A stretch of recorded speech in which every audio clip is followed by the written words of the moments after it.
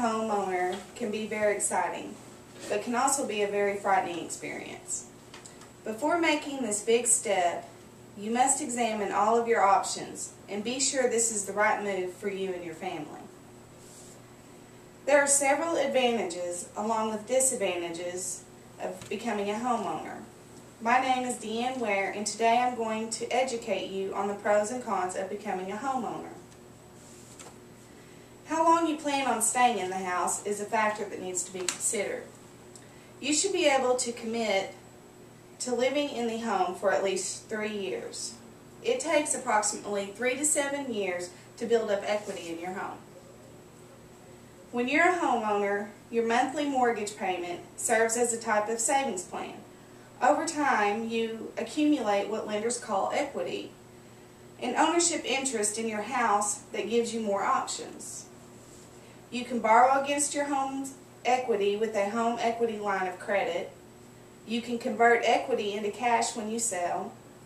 You can use equity to make a larger down payment on your next home.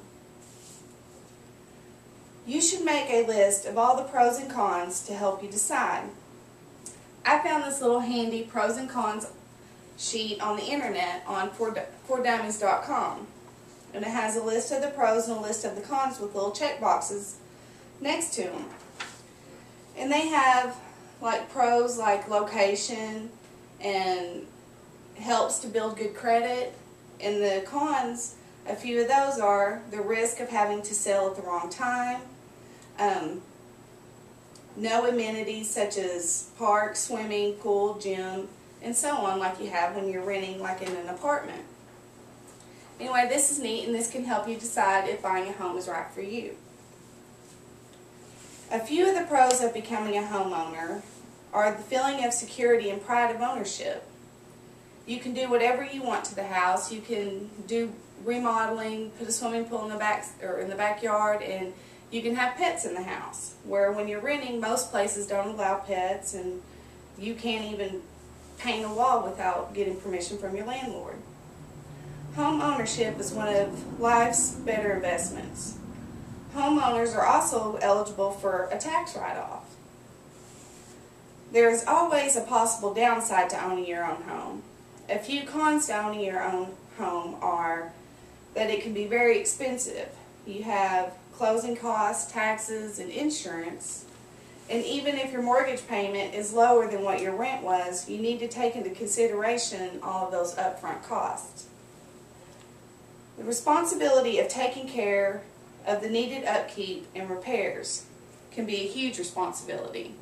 When you have to fix everything yourself, or either call somebody to come fix it, and you have to pay them, whereas when you're renting, you just call the landlord and they come over and fix it, and you don't have to worry yourself with it. Making a long-term commitment to a specific location can be a significant con.